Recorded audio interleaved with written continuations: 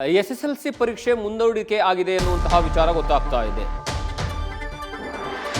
ಎಸ್ಎಸ್ಎಲ್ಸಿಯ ಹಿಂದಿ ಪರೀಕ್ಷೆ ತೃತೀಯ ಭಾಷೆಯಾಗಿರುವಂತಹ ಹಿಂದಿ ಈಗ ಅದನ್ನು ಮುಂದೂಡಿಕೆ ಮಾಡಲಾಗಿದೆ.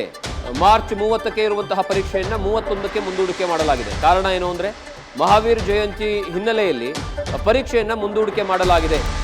ತೃತೀಯ ಭಾಷೆಯಾಗಿ ಹಿಂದಿ ಪರೀಕ್ಷೆ 30ನೇ ತಾರೀಕಿತ್ತು, ಮಾರ್ಚ್ 30ಕ್ಕೆ ಅದನ್ನು 31ನೇ ತಾರೀಕಿಗೆ ಮಾಡಿ ಶಿಕ್ಷಣ ಇಲಾಖೆ ಆದೇಶವನ್ನು ಹೊರಡಿಸಿದೆ. ಹಾಗಾದರೆ ಮುಂಚೆ ಗೊತ್ತಿರಲಿಲ್ವಾ ಇವರಿಗೆ ಅಂತಂದರೆ, ಮುಂಚೆನೂ ಸಹ 31ನೇ ತಾರೀಕಿಗೆ ಸರ್ಕಾರದ ಆದೇಶದ ಪ್ರಕಾರ 31ನೇ ತಾರೀಕಿಗೆ ಮಹಾವೀರ್ ಜಯಂತಿ ಇತ್ತು ಅನ್ನುವಂತಹ ಪಟ್ಟಿ ಇತ್ತು.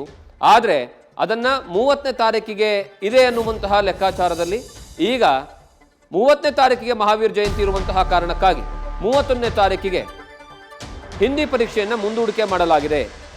ಇದು ಕೇವಲ ಒಂದೇ ಒಂದು ಎಕ್ಸಾಮ್ಗೆ ಮಾತ್ರ, ಹಿಂದಿ ಪರೀಕ್ಷೆಗೆ ಮಾತ್ರ. ಇದನ್ನು ಹೊರತುಪಡಿಸಿ ಉಳಿದಿರುವಂತಹ ಎಲ್ಲ ಪರೀಕ್ಷೆಗಳು ಯಥಾವತ್ತಾಗಿ ಆ ಟೈಮ್ ಟೇಬಲ್ ಏನು ಕೊಟ್ಟಿದ್ದಾರೆ ಅದರ ಮೂಲಕವಾಗಿ ನಡೆಯುತ್ತೆ. ಹಾಗಾಗಿ ಯಾವುದೇ ಗೊಂದಲ ಬೇಡ. ಕೇವಲ ಹಿಂದಿ ಪರೀಕ್ಷೆಗೆ ಮಾತ್ರ ಈ ಬದಲಾವಣೆಯನ್ನು ಮಾಡಲಾಗಿದೆ.